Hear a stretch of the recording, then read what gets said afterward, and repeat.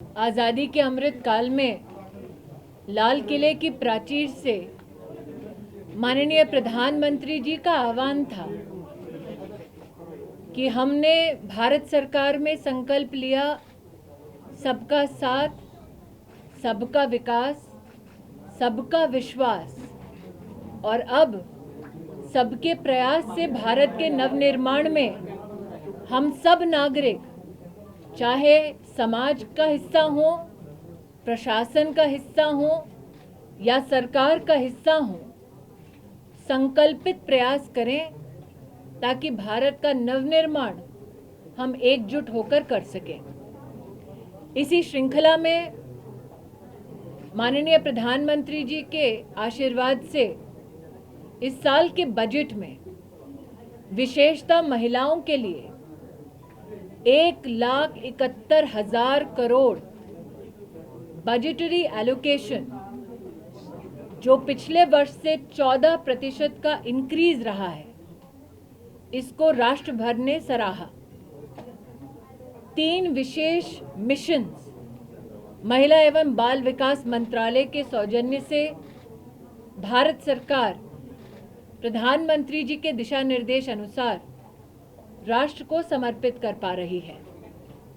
Mission पोषण, mission वात्सल्य, mission शक्ति, चाहे वो आंगनवाड़ी में बच्चों और महिलाओं का पुष्टाहार हो, चाहे वो चाइल्ड केयर इंस्टीट्यूशंस के सौजन्य से प्रदेश और जिला के प्रशासन के सहयोग से बच्चों के संरक्षण के कार्यक्रम हो, चाहे महिला सुरक्षा के प्रति अपनी प्रतिबद्धता को फलीभूत कर भारत सरकार के विविध प्रयास हों, इन तीनों मिशंस के निर्माण में संवाद हमारा रहा प्रदेश की सरकारों के साथ और उन विशिष्ट ऑर्गेनाइजेशन, स्टेक होल्डर्स, एनजीओज के साथ जिन्होंने वर्षों वर्ष इस क्षेत्र में अपनी सेवा दी। आज जोनल मीटिंग्स के सौजन्य से देश भर में 5 भिन्न भिन्न स्थानों पर जाकर प्रदेश के सरकारी और प्रशासनिक प्रतिनिधियों के साथ, स्टेक होल्डर्स के साथ मिलकर बजट के ये प्रावधान त्वरित रूप से कैसे प्रशासन प्रदेश का जिला अधिकारियों के साथ इम्प्लीमेंट करेगा, इस संदर्भ में पहली जोनल मीटिंग चंडीगढ़ में फलीभूत हुई। इस सफल आयोजन के लिए चंडीगढ़ की पूरी टीम को मैं अपनी ओर से विशेष राज्य मंत्री महेंद्र भाई के साथ आभार व्यक्त करती हूँ। कई उपलब्धियां हैं और आगामी समय में कई कार्यक्रम हैं जिसके प्रति आज अपना समर्थन, अपना सहयोग प्रदेश की सरकारों ने व्यक्त किया। देश भर में लगभग 14 लाख आंगनवाड़ियों में 11,5 मतलब 11,50,000 अलग अलग आंगनवाड़ियों के स्मार्टफोन डिवाइसेस भारत सरकार ने प्रेषित किए ताकि बच्चों को, महिलाओं को सेवा डिजिटली कैसे दें, इसकी व्यवस्था पोषण के अंतर्गत प्रधानमंत्री जी ने करवाई। मुझे खुशी है ये कहते हुए कि देश में 9 करोड़ से ज़्यादा लाभार्थी महिलाएं और बच्चे इस कार्यक्रम में अब जुड़ चुके हैं। प्रधानमंत्री जी का विशेष आह्वान था कि महिलाओं के संरक्षण की दृष्टि से जिलों में वन स्टॉप सेंटर खोला जाए ताकि अगर कोई महिला प्रताड़ित है तो उसे पुलिस, साइकोसोशल काउंसलिंग, मेडिकल व्यवस्थाएं और वकील का सहयोग एक ही छत के नीचे उपलब्ध कराया जाए। गत 3 वर्षों में देश भर में विशेष 704 वन स्टॉप क्राइसिस सेंटर्स अब भारत सरकार के पूर्ण आर्थिक सहयोग की वजह से चल रहे हैं और देश की महिला हेल्पलाइंस और ये वन स्टॉप सेंटर्स अब तक लगभग 70 लाख महिलाओं को सुरक्षा और सेवा दिलवाने में अपना सामर्थ्य दिखा चुकी है। आज एक नई संकल्पना के साथ हम राज्य सरकारों के सामने प्रस्तुत हुए हैं। प्रधानमंत्री जी के आदेश अनुसार हर जिले में एंटी ह्यूमन ट्रैफिकिंग यूनिट की स्थापना के लिए भारत सरकार ने हर प्रदेश को अपनी आर्थिक सहयोग पहुंचाई है। देश भर के पुलिस स्टेशंस में महिला हेल्प डेस्क की पूर्ण व्यवस्था के लिए भारत सरकार ने आर्थिक सहयोग पहुंचाया है। देश भर में 1023 महिला और बच्चों के संरक्षण और उन्हें न्याय दिलवाने की दृष्टि से फास्ट ट्रैक कोर्ट्स की स्थापना का आर्थिक व्यय भारत सरकार ने उठाया है। और आज हमारी संवाद में ये कोशिश रही कि हम कैसे इन सभी कार्यक्रमों में और भी सुदृढ़ तरीके से अपनी भूमिका प्रदेश सरकारों और जिला प्रशासन की ओर से निभा पाएंगे। एक बार फिर प्रशासन को यहाँ पर इस जोनल मीटिंग के सफल आयोजन के लिए मेरी ओर से धन्यवाद। हमारा ये प्रयास था कि मीडिया को ब्रीफिंग ऑफिसर्स करें, लेकिन लोकल मीडिया का ये आदेश था कि मंत्री करें।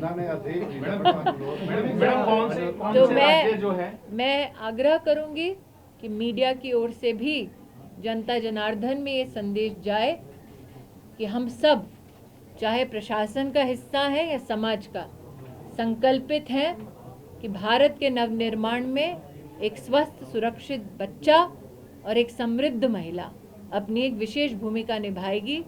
इसी संकल्प को फलीभूत करने के लिए आज हम सब एकत्रित हुए हैं। मैडम, कौन सी स्टेट्स हैं जो कि जिसमें महिला विकास और बाल विकास के मामले में जो है अच्छा कर रही हैं, जो योजनाएं केंद्र की हैं? मेरा इस विभाग में 3 साल का अनुभव रहा है और अब तक मेरी ओर से जब जब राज्यों में प्रधानमंत्री जी के एक विशेष आग्रह को लेकर निवेदन हुआ है, राज्यों ने उसको स्वीकारा है। एक उदाहरण देती हूँ।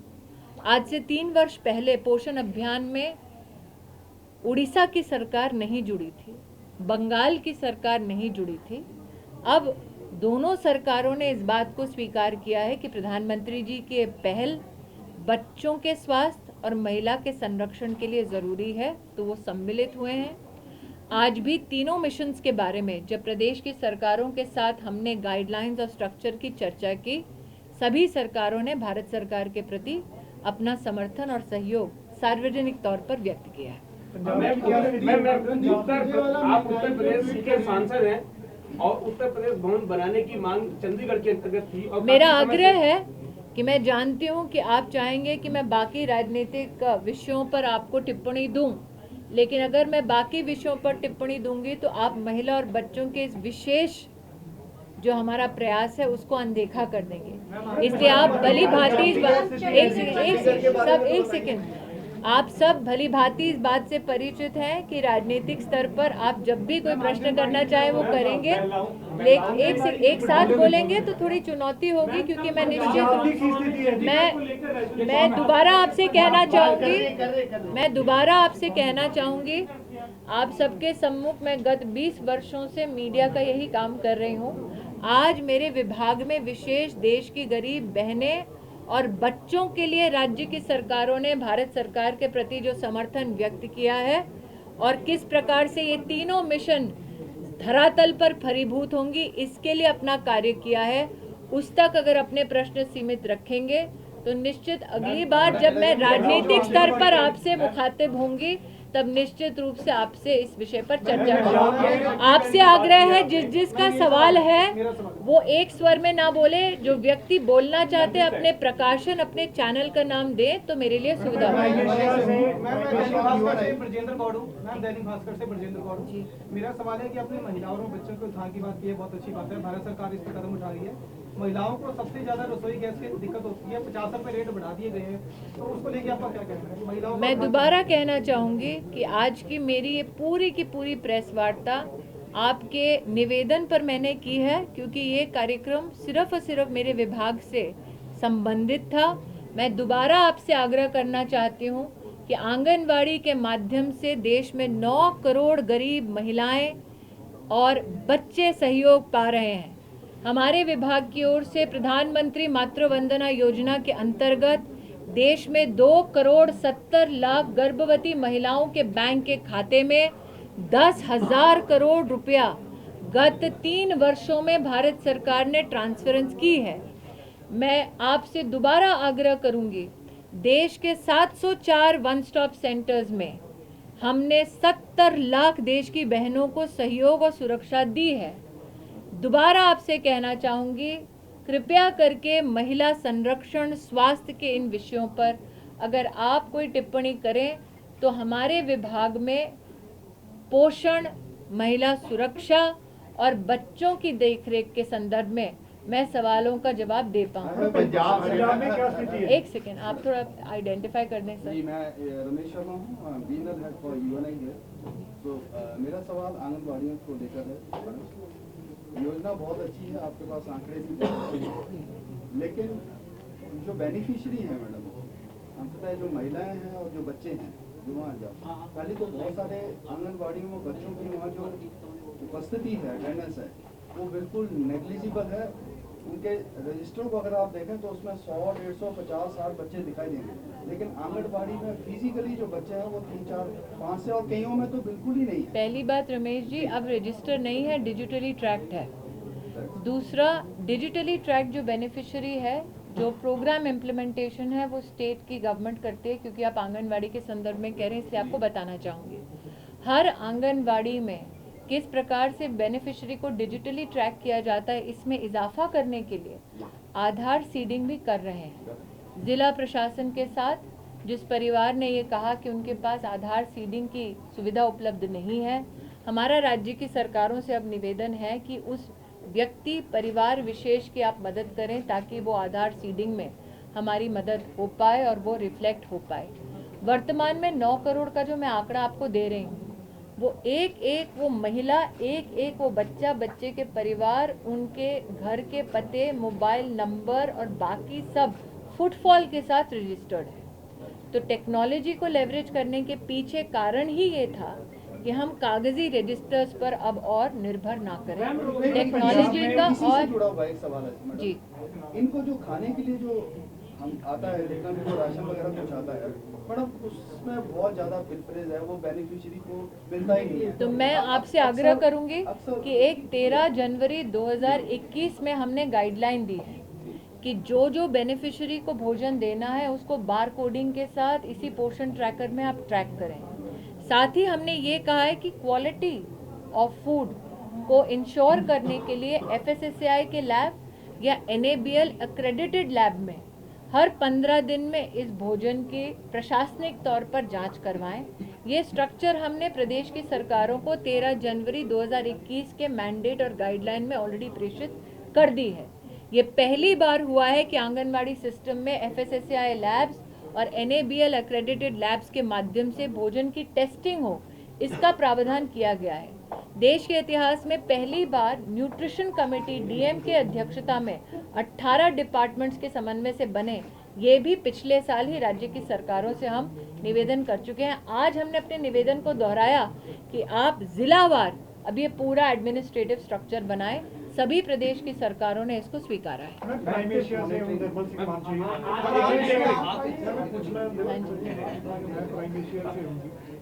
पंजाब की की स्थिति है, ਤੁਹਾਡੇ ਜਿਹੜੇ ਪ੍ਰੋਗਰਾਮ ਨੇ ਪੰਜਾਬ ਤੁਹਾਨੂੰ पूरी तरह कोऑपरेट कर रहे हैं, जब ਤੁਹਾਡੇ प्रोग्राम लागू पंजाब ਚ किन्ने फीसदी हो रहे हैं? मैं इतना कहना चाहूँगी कि आज पंजाब सरकार के प्रतिनिधि यहाँ उपस्थित थे। उन्होंने पूर्ण रूप से भारत सरकार के प्रधानमंत्री जी के इन फ्लैगशिप स्कीमों का समर्थन करने का मुझे आश्वासन दिया। मैं ये भी कहना चाहूँगी कि अब तक जो गैप्स फंडामेंटली हमें सिस्टम में दिखाई पड़ते हैं, पंजाब की मंत्री की ओर से हमें आश्वासन प्राप्त हुआ है कि जब वो पूरी व्यवस्था को समझ लेंगे, अगर उनको प्रदेश की ओर से कोई सहयोग चाहिए तो वो निश्चित रूप से हमसे संपर्क करेंगे। अब तक उनके साथ ये वार्ता मेरी हो चुकी है। उनका पूरा भारत सरकार की ओर से हर एक स्टेट के हर एक स्कीम और हर एक डिवीजन का यूटिलाइजेशन ऑफ फंड्स कैसा होता है, इसकी वार्ता हर माह प्रदेश की सरकारों के साथ होती है। पंजाब सरकार के पास हमारी पूरी वार्ता का अवशेष अब तक उपलब्ध है। आज मैं दोबारा दोहराती हूँ, मंत्री श्री ने मुझसे ये कहा कि क्योंकि उनके लिए मंत्रालय ये फील्ड नया है, जब वो पूरी तरह से विषयों को समझ लेंगी, अगर उनको कोई चुनौती दिखती है तो वो निश्चित रूप से भारत सरकार से मदद मांगेंगी। उनका ये मत था कि वो अभी अपने प्रदेश का पूरा सिस्टम समझना चाहते हैं। मैम, ABP न्यूज़ राष्ट्रीय खबर टीवी से पेट्रोल और डीजल के रेट लगातार बढ़ रहे हैं। सीएनजी का रेट आज 8 रुपए बढ़ गया और पेट्रोल डीजल मैं दोबारा आपको रिपीट करती हूँ, मैं समझ रही हूँ कि आप सबको मुझसे राजनीतिक टिप्पणी की कहीं ना कहीं उम्मीद है। मैं दोबारा कह रही हूँ, महिला और बाल विकास मंत्रालय एक अहम स्तंभ है हमारे देश के प्रशासन का। इस संदर्भ में शायद ही कभी इस प्रकार की कॉन्फ्रेंस हुई हो। मैं आपके प्रति निवेदन दोबारा व्यक्त करती हूँ, गरीब परिवार, महिलाएं और वो अभिभावक जो इस कॉन्फ्रेंस के माध्यम से अपने अधिकारों को समझ पाएंगे, अगर आप ऐसे प्रश्न करें तो उनके लिए बहुत बड़ी सहायता होगी। जी राष्ट्रीय एक सेकंड। पंजाब केसरी से श्रमिक होगा, आंगनबाड़ी वर्कर्स के ऊपर बड़ा स्ट्रेस रहता है। पंजाब की बात करूंगा, बहुत ही डेटा इकट्ठा करने के लिए उनकी ड्यूटीज लगती हैं, मेन काम छोड़कर और बहुत सारे काम होते हैं। देखिए, डेटा पहले रजिस्टर में हाथ से भरते थे, अब उनके पास मोबाइल फोन है। दूसरा मैं दोबारा कह रही हूँ, ये सारा काम जिला प्रशासन के समन्वय से होने वाला है। आज इस पर विस्तृत चर्चा हुई है और पंजाब सरकार ने हमको आश्वस्त किया है कि जो एडमिनिस्ट्रेटिव स्ट्रक्चर में इन सारी चीज़ों को धरातल पर उतारना है, उसमें वो निश्चित रूप से अपना सहयोग देंगे।